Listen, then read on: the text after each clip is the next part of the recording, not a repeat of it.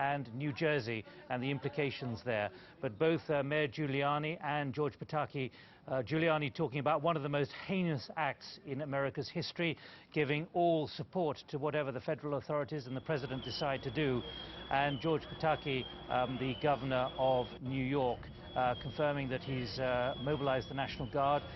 The mayor talking about the gas being turned off, but talking about how the subways are by and large working in many of the boroughs now. George Pataki saying, adding to the political pressure, we must now retaliate and go after the people who've done this. Some important figures coming through, which I suspect are very premature, that there are 1,500 evacuees and walking wounded, 600 people in hospitals, and 350 are in critical conditions. But as Mayor Giuliani said, there are 170 hospitals in New York City, and therefore the hospitals, as he was describing, were able to cope amazingly fast, and the doctors and the hospital staff were ready even before anyone was brought in. But I have to quote what Mayor Giuliani said a couple of hours earlier, and he said there how he'd been trapped himself in one of the buildings in Broccoli Street, I think he called it, shortly before the second tower collapsed. He was there, and then he got trapped himself and more or less had to be rescued. But he did say earlier that, quote, a tremendous number of lives have been lost. It's important to underline to those who are just joining, wondering what you are seeing and what you are hearing from the East Coast of America, that in those two World Trade Center towers there are a total of 50,000 people alone working in that building. Many of them would not have been there, but many of them would have been there as well, as it was the beginning and the middle of the commute, the early morning commute in New York City. And what we're seeing in this image alongside me is really this moonscape image in New York City. Extraordinary, almost as if an atomic bomb has hit the place, from the dust and the rubble and everything else. Let's now join Jamie Rubin, who until, 18 months ago, you were in the Clinton administration in the State Department. You lived for New York City for a long time. What do you think the options are now for President Bush? Obviously, there are few words to describe the depth of this tragedy. It's an attack on the United States that we haven't seen really since Pearl Harbor. And it's an attack, in my view, on all civilized peoples. The World Trade Center is a place where many different countries and peoples and organizations work together in a civilized society, and by attacking it, they've attacked the entire civilized world. In terms of options for the administration, I think once they're in a secure location and they're able to have a real meeting, they have to figure out the scope of the damage. They have to determine whether there are additional threats coming to the United States, and then they have to start narrowing down the suspects and figuring out whether indeed the prime suspect, Osama bin Laden, who has talked about spectacular attacks on the United States for so long, is the man who's responsible for this evil. And then I think all options are on the table. You sat along Secretary Albright during a number of crises not dissimilar to this, not least in Nairobi and Dar es Salaam, when the two embassies were attacked there. Given what you've just said, what about the concern that there may be a rush to judgment after what happened in Oklahoma City with Timothy McVeigh? It was a homegrown terrorist there. Well, right. Obviously, before any serious military option would be considered, compelling evidence would need to be presented to the president of someone's responsibility. And I think there is always a risk of a rush to judgment. And all I meant about Osama bin Laden is that this is a pattern we've seen with him over the years that fits this kind of activity. If he wasn't responsible, he's still responsible for the bombings of the embassies in Kenya and Tanzania and the USS Cole, and still has a lot to answer for. No one should not rush to judgment. But at the same time, we have to be very cognizant, after what these terrorists have shown they can do, that they may do it again, and that tens of thousands of lives will be at risk if the United States and all civilized countries, this is a time for the civilized world to stand up and be counted. Who's on the side of the civilized countries and who's on the side of the evil that has done this in New York? You sat in the Situation Room, you've been through all the assessments of these kind of things day after day, sometimes hour after hour. Is this for you the scenario from hell, which you probably could never have imagined except in a Hollywood movie.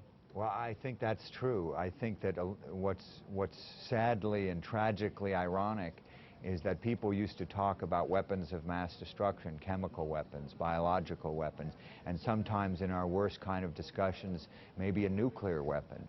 But here you have this kind of damage done basically by hijacking airplanes and forcing pilots to either fly towards buildings or taking over the controls and flying them at buildings.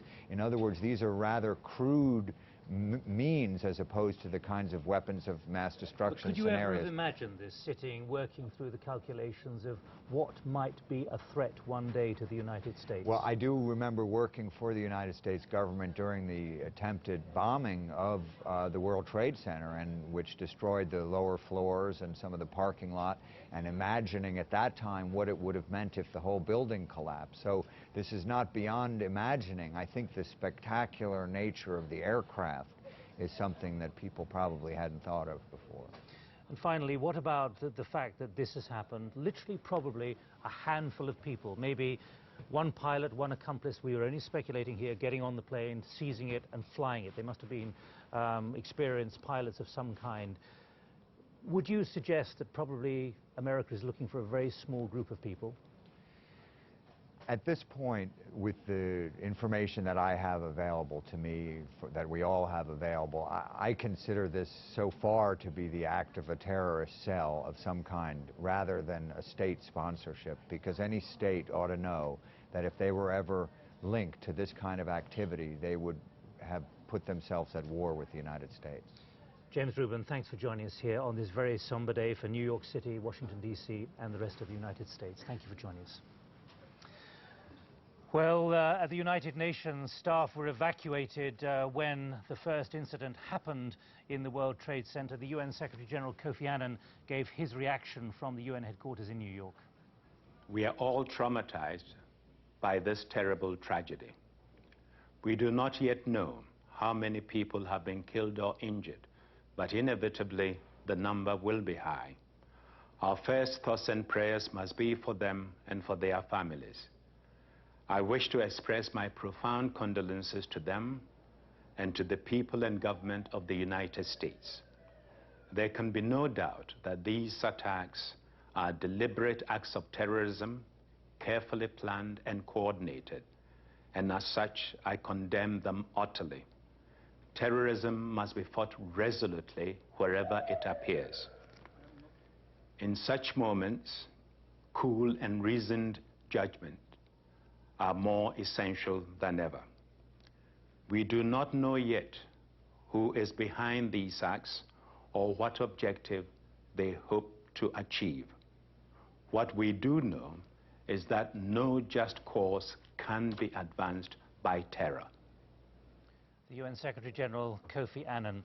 Well, Britain's Prime Minister moved swiftly. He convened an emergency meeting of the Cabinet and other agencies in the British government, and he made a statement about new draconian measures relating to air passengers a short time ago. As for those that carried out these attacks, there are no adequate words of condemnation. Their barbarism will stand as their shame for all eternity. As I said earlier, this mass terrorism is the new evil in our world. The people who perpetrate it have no regard whatever for the sanctity or value of human life. And we, the democracies of the world, must come together to defeat it and eradicate it. This is not a battle between the United States of America and terrorism, but between the free and democratic world and terrorism. We therefore here in Britain stand shoulder to shoulder with our American friends in this hour of tragedy, and we, like them, will not rest until this evil is driven from our world. Tony Blair, and he announced new airport security measures, the most intense possible. He said no flights from the UK without the highest security, he said, and he announced that flight paths for commercial airliners over the centre of London in particular would be ended, and there would have to be other flight paths. No private planes will be given permission within the United Kingdom to fly at this point, and all defence facilities are on the highest state of alert. This is BBC World. United States under attack. 3 hijacked planes crash into the heart of American power. 2 rip through the twin towers of the World Trade Center. Stay safe. One after the other, the towers collapse. The extent of the casualties is still unclear. Then Washington, another plane crashes into a defense building in the Pentagon.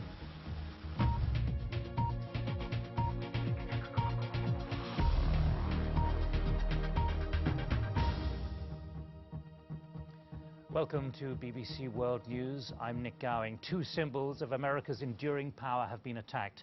2 hijacked planes crashed into the twin towers of the World Trade Center in New York City, causing both buildings to collapse. And in Washington, a 3rd plane crashed into defense headquarters at the Pentagon. New York's Mayor Rudy Giuliani said the death toll from the attack on the World Trade Center may not be known for at least a day, but will be more than any of us can bear. At least 50,000 people work in the center, and that's in that building alone.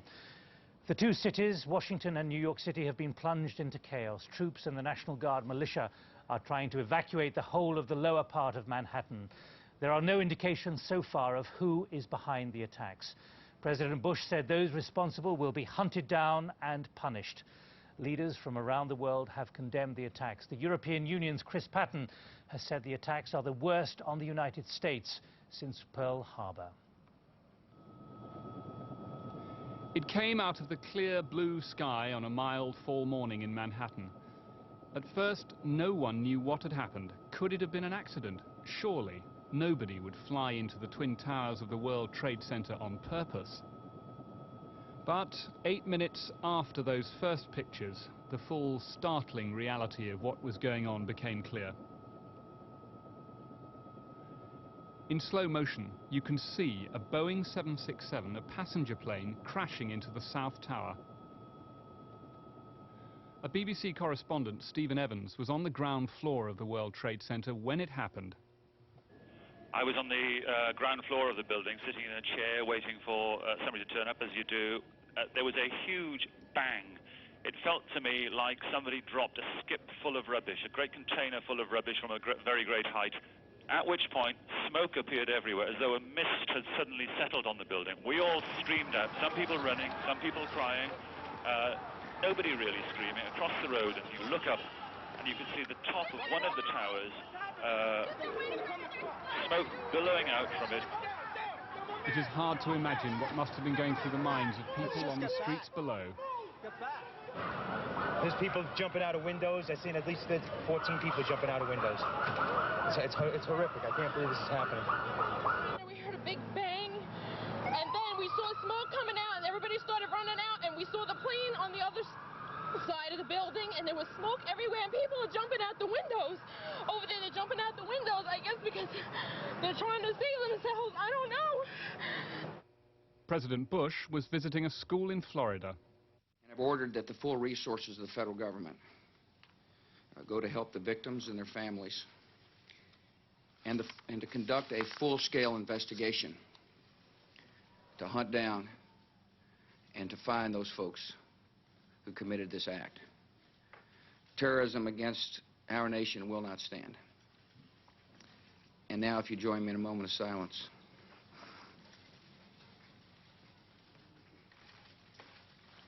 May God bless the victims, their families, and America. Thank you very much. But it wasn't over, not by a long way. Almost as soon as the president had finished speaking, another airliner crashed on or near the Pentagon, the headquarters of the American Defense Department, causing panic in the nation's capital, Washington, D.C.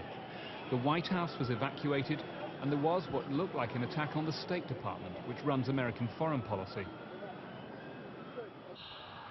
Back in New York, Firefighters were in the basement of the World Trade Center, wondering if the building above them was safe. But the nightmare went on and on. And it was all live on American television. First, one of the towers collapsed. Thanks very much. Completely collapsed. The whole side has collapsed? The whole building has collapsed. The whole building has collapsed? The building has collapsed. That's the southern tower you're talking about. Exactly. The second building that we witnessed the airplane enter. The emergency services had cleared an area around the towers, but they'd not yet succeeded in evacuating the building. The people still inside had seen the other tower go and waved in desperation, but it was too late. And then the World Trade Center, proud symbol that it was of the wealthiest city in the world, was no more.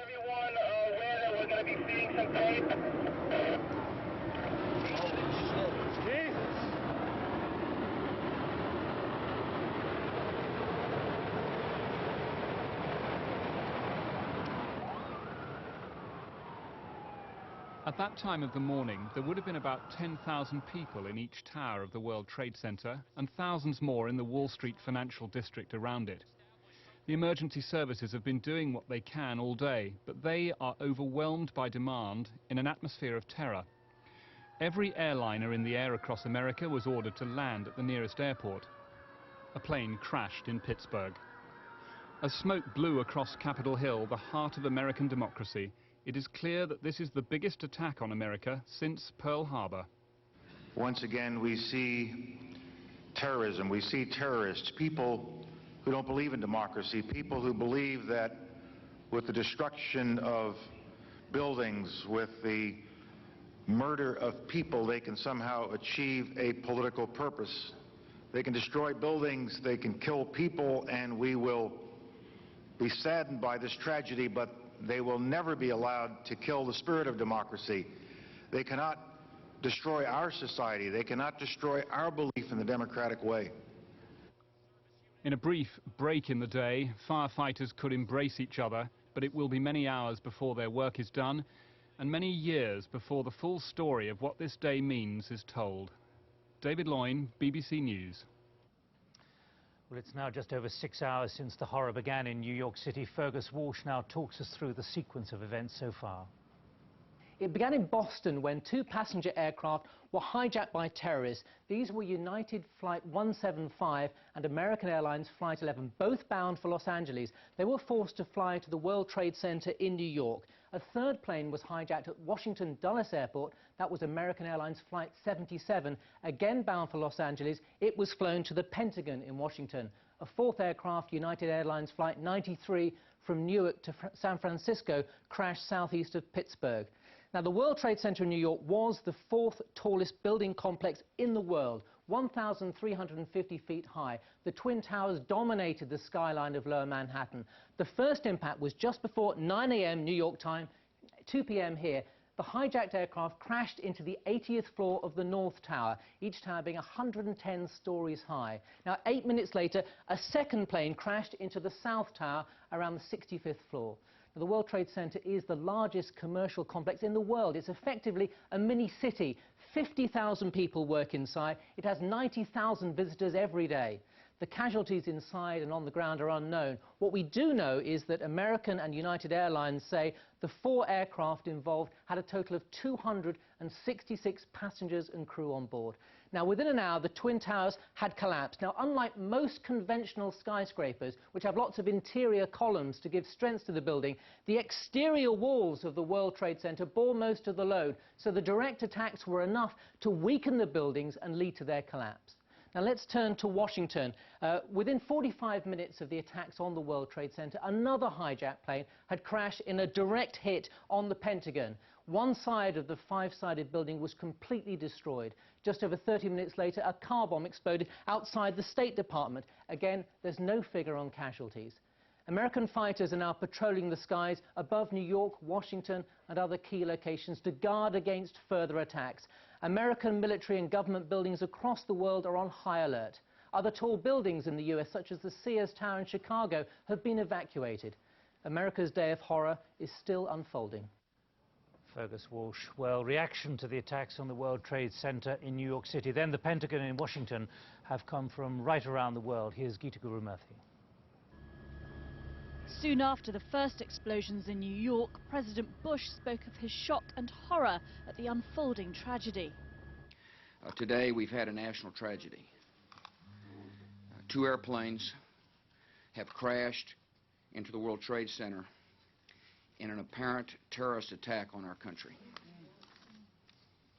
I have spoken to the Vice President, to the Governor of New York, to the Director of the FBI, and have ordered that the full resources of the federal government go to help the victims and their families, and to conduct a full-scale investigation to hunt down and to find those folks who committed this act. Terrorism against our nation will not stand. Worldwide, there was a sense of growing disbelief as thoughts turned to who was to blame. A Palestinian group, the Democratic Front for the Liberation of Palestine, denied initial reports that it was responsible.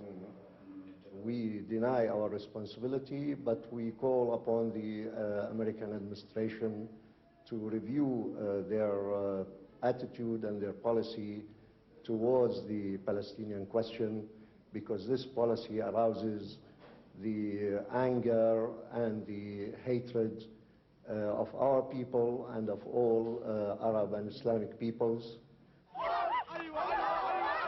But some in the Middle East were celebrating in the streets, here at Damascus Gate in Jerusalem. But the Palestinian leader, Yasser Arafat, expressed his sympathies. First of all, I am offering my condolences, the condolences of the Palestinian people to the American President, President Bush, to his government, to the American people for this terrible act. We are completely shocked, unbelievable. The spiritual leader of Hamas said they didn't support the attacks, but they were the effects of America's policies of oppression. America is reaping what it sows in oppression and implanting vengeance in the hearts of those who have been wronged by the oppression and corruption. However, in principle, we do not support attacks against civilians or innocents. But across Europe, leaders like the British Prime Minister sent this warning to those responsible. This mass terrorism is the new evil in our world today. It is perpetrated by fanatics who are utterly indifferent to the sanctity of human life. And we, the democracies of this world, are going to have to come together to fight it together and eradicate this evil completely from our world. Across the globe, governments are now tightening their security, fearful in the wake of such terror and carnage. Geeta Gurumurthy, BBC News. Well, news is coming in that President George W. Bush has just landed in Nebraska at Offutt Air Force Base. This is according to a pool report which has been filed by the agency reporters traveling with him. Earlier, at the beginning of the day, when the news came through of the incident and the hitting of the World Trade Center by that single plane in New York City, he'd been in Sarasota in Florida. Then he flew north to Louisiana, where he gave these remarks while he was en route for Nebraska. Freedom itself was attacked this morning by a faceless coward, and freedom will be defended. I want to reassure the American people that the full resources of the federal government are working to assist local authorities to save lives and to help the victims of these attacks. Make no mistake, the United States will hunt down and punish those responsible for these cowardly acts. I've been in regular contact with the Vice President, Secretary of Defense, the national security team, and my cabinet. We have taken all appropriate security precautions to protect the American people. Our military at home and around the world is on high alert status, and we have taken the necessary security precautions to continue the functions of your government. We have been in touch with the leaders of Congress and with world leaders to assure them that we will do whatever is necessary to protect America and Americans. I ask the American people to join me in saying a thanks for all the folks who have been fighting hard to rescue our fellow citizens, and to join me in saying a prayer for the victims and their families. The resolve of our great nation is being tested, but make no mistake, we will show the world that we will pass this test. God bless. President Bush will amid the chaos and the shock in New York City, in Washington, and well beyond, right across the United States. The FBI and its international partners are already trying to work out who could be capable of planning attacks on this scale. Very few groups are thought to have the capability needed, and the Saudi rebel Osama bin Laden is one. He's currently in Afghanistan, where the ruling Taliban claimed today he was not capable of an attack of this size. But according to Islamic Jihad, the attacks are a consequence of United States policy in the Middle East. Here's our diplomatic correspondent, James Robbins. In the Arab quarter of Jerusalem, they're celebrating the massacre and mayhem in the United States. What's a disaster to much of the world is seen as a triumph by some. It's evidence of how much hatred has already been refueled by this disaster. Now American intelligence, which missed stopping the attacks, will desperately be searching for the culprits.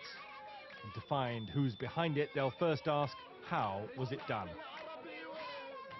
I think it's almost impossible to believe that a hijacker could convince an American domestic airline pilot to commit suicide by flying into the World Trade Center. I have absolutely no doubt at all they had trained pilots. We know in the past that they've had pilots who have been perfectly capable of flying aircraft, and this can only be the only, I think, answer to this.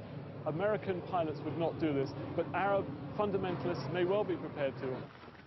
Number one suspect has got to be this man, Osama bin Laden, the richest and possibly the most ruthless terrorist in the world. Bin Laden has declared the destruction of the United States his top priority. He heads and pays for an extraordinary international network of Islamic militants. Whatever the response, Osama bin Laden is already accused by the United States of bombing 2 of its embassies in Africa in 1998. 224 people were killed, including 12 Americans. It's only 3 months now since 4 Islamic extremists were convicted of those bombings by a court sitting in New York. Osama bin Laden was named by American federal prosecutors as the mastermind of these killings and a string of other attacks. Bin Laden is also suspected of involvement in this previous attack on today's major target, the World Trade Center. This bombing in 1993 killed 6 people and blew a 60-foot hole through 4 basement levels of the building. And this evening, many Palestinian and other Islamic militant organizations are distancing themselves from today's attacks. Perhaps they're fearful of American retaliation. A leading Middle East analyst in Britain hopes the blame won't fall on the entire Arab world. It will stigmatize many innocent people, law-abiding people who have settled in the West. But what can states do? You've got to be practical. Before today, the worst terrorist attack inside the United States was the Oklahoma bombing of 1995. And it was an American, Timothy McVeigh, who was convicted and executed for that mass killing. But tonight, nobody seriously believes Americans have been killing their own. And the mastermind for these latest attacks is being sought outside America's borders. James Robbins, BBC News. Well, government still has to be run in the United States. President Bush is now at Offutt Air Force Base in Nebraska, where he's flown to from Louisiana and earlier Florida. Let's now go live to Washington, D.C. to Rob Watson. Rob, I gather that the President is going to convene a meeting of the National Security Council by teleconference from Nebraska. That's certainly the plan. I think it's very significant that George W. Bush has moved to Nebraska, the home, as you were saying, of the U.S. Strategic Air Command. I think it underlines the urgency and the devastating nature of the attack and how seriously the U.S. government is taking it. I think there's probably also an element that the Bush administration was worried that perhaps if they all reconvened here in Washington, D.C., given what's happened, that they may be the targets of another round of attacks, certainly taking plenty of precautions. Now, on the right of our screen and over your left shoulder, we can still see the rubble burning from what's left of that part of the Pentagon. Can you update us on what we know, particularly about Defense Secretary Rumsfeld? Well, I can certainly update you a little on what's happening at the Pentagon. As you say rightly, there's still a plume of smoke just over my shoulder 4 or 5 hours after the plane hit the building. Now, what we do know is that there has been, as you can imagine, considerable structural damage to the building. They've had intense fires there. There have been casualties and fatalities. The Pentagon won't say how many. But there have been a large number of emergency vehicles on the scene, and a state of emergency has been declared here in the nation's capital to deal with the attack on the Pentagon. Now, when we spoke a couple of hours ago, literally the whole of Washington was seized by shock. Nothing was moving virtually. What is the situation now, late in the afternoon? Well, you're absolutely right. The whole city was just paralyzed because what had happened was that thousands, literally thousands of federal workers were told to evacuate the buildings where they worked in very, very short order. They came running out.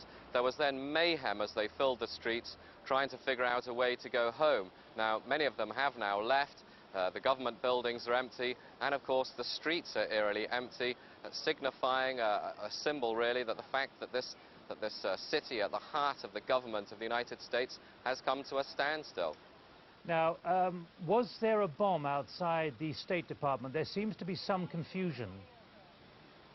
Well, I haven't seen that confirmed yet. I know for a fact that I was out looking at the smoke coming from the Pentagon. I was standing just near Congress, and I heard an almighty explosion. I couldn't quite tell from what direction it was coming from. A few minutes later, I bumped into an FBI agent and asked him if he knew what it was, but he couldn't confirm that there had been another explosion. I certainly heard an explosion, but whether it was coming from the fires at the Pentagon or from outside the State Department, I couldn't say for sure.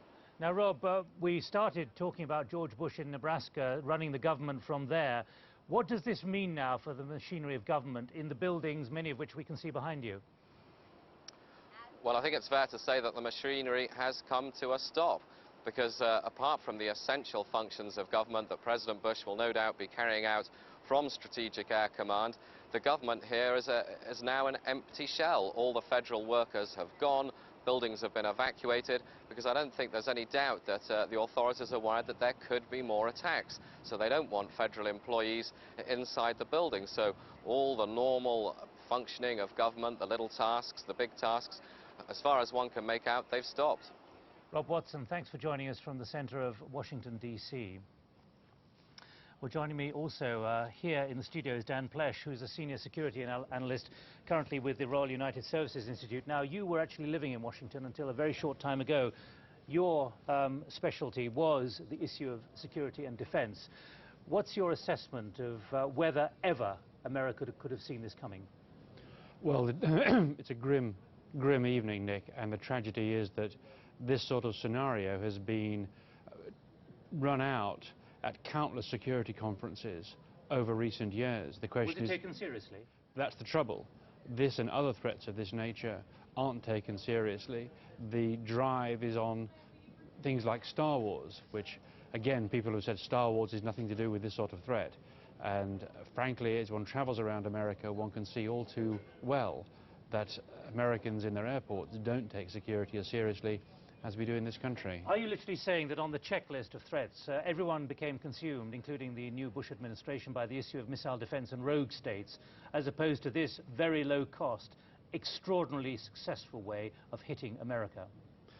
I think that's true to a degree. Obviously, there are many good people working against terrorism in America, But if you go to American conferences, even the NATO summit, I saw many security lapses there which would make people's hair stand on end, because there isn't the culture, such as, for example, was built up in Israel or in Britain in response to the IRA, to deal with and look ahead at these sorts of threats. America is just too open. Isn't it about also the politicians and the security analysts within government, the National Security Council, CIA, actually recognizing that you've got to have the whole spectrum of possibilities examined? Yes, exactly. There's an analogy. When the Americans went into the Gulf, their Navy had no minesweepers, and they started blowing up on mines, because minesweepers are little boats that don't get captains turned into admirals and don't have much of a macho image.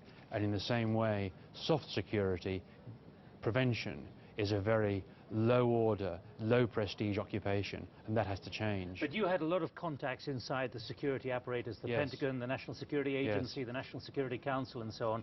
Would you, and I put this idea to you, would you say there was almost complacency that it couldn't happen in America? I think complacency is too tough. If you haven't ever really had it, it's hard to adjust for it, and this looks like being the greatest casualties in America since the Civil War, not just Pearl Harbor. Let's look at the images from New York City, just a reminder of really what is almost like a moonscape now after an atomic bomb has hit. Would you say that really, and again I have to press the point, would you say there was almost a culture in America where no one could entertain even the possibility that something on this scale could begin to happen? And I think we can see there one of the wheels of one of the aircraft. I think in theory people talked about it, but in practice, if it hasn't happened to you, it's very hard to take it seriously. What about the issue of response? We've heard George Bush, first in Florida, then in Louisiana, and now from Nebraska, making very clear we will retaliate. Well, Nick, I was on the bus here. I was with some American flight attendants who flew out of Boston, and I talked to them, and their immediate reaction was, I hope our dumb-ass president doesn't make things worse. Why do you say that? Why are you quoting that? Because I think it's easy from the outside to look at this and wonder what Americans might do, but I think there are many Americans who would like to see their policy pursued differently. This is not to give any room for the vile people who have carried out these acts, but it is to say that many people think that even when something like this has happened, one needs to respond intelligently and thoughtfully. Now, you used the word intelligently and thoughtfully. Of course, a couple of years ago, America did respond to Osama bin Laden after the Nairobi and Dar es Salaam bombs. Would you say that that response by taking out a pharmaceutical factory in Khartoum was the correct response, or is it your analysis, having lived in Washington for, 15 years, that really that was done for public opinion as opposed for effect? We've all seen the film, or many people have seen the film Wag the Dog. I think that was a time when President Clinton was under threat at home with impeachment, and many people saw that as an instant reaction that shut up criticism of his being weak on terrorism. And of course, if one doesn't act, there are always people in the wings, in the Republican Party, screaming for blood, applying the political pressure to any politician to carry out a reckless retaliation. Do you think, though, that many of the officials, some of whom are permanent government employees, will be far more cautious this time about saying we can find an electronic, chemical or whatever trail, whoever they decide to identify? I hope so. I think these are grim times for people in America, and one doesn't want to second-guess people who have been through such a dreadful experience. Well, Dan Plesh, thanks very much indeed for joining us as we're watching there the most horrendous images. It almost looks like an earthquake, a combination of an earthquake, an atomic bomb. One wonders what else one can use, and one has run out of adjectives and adverbs to describe the horror of what has happened in the eastern seaboard of America in the last 7 hours. It all began at 10 to 9 local time during the morning commute around the World Trade Center, when one of 2 hijacked aircraft flew directly into the World Trade Center. Then a second one did exactly the same thing into another tower within 90 minutes. Both of the enormous towers, where 50,000 people in total would have worked at one point during the day, both those towers had collapsed.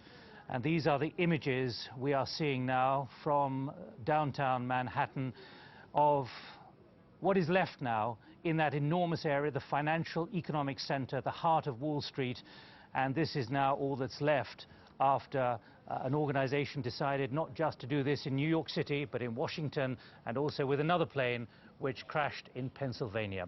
We now have a special program presented by David Dimbleby.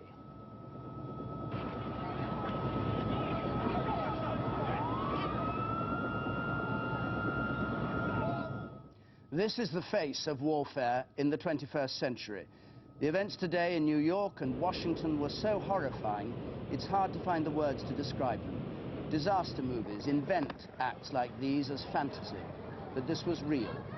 4 airliners hijacked and flown with their passengers and crews on a suicide mission. 2 huge buildings that dominate New York and are symbols of America and the developed world's prosperity, destroyed by the impact of the crashes. New York experiencing the kind of shock that will change that city forever, and America too, a country that's always behaved as though this kind of terrorism could never really affect them.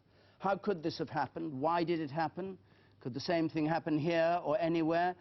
And how will the United States ultimately respond? This afternoon in New York, it's 3:30, those buildings are still smoking. And before we start discussing the issues behind this, David Loyne has a report on the day's events from this morning when the crashes occurred, and these reports include some scenes that may distress you. It came out of a clear blue sky on a mild fall morning in Manhattan. At first, no one knew what had happened. Could it have been an accident? Surely nobody would fly into the twin towers of the World Trade Center on purpose. But as soon as the cameras were set up, they caught the full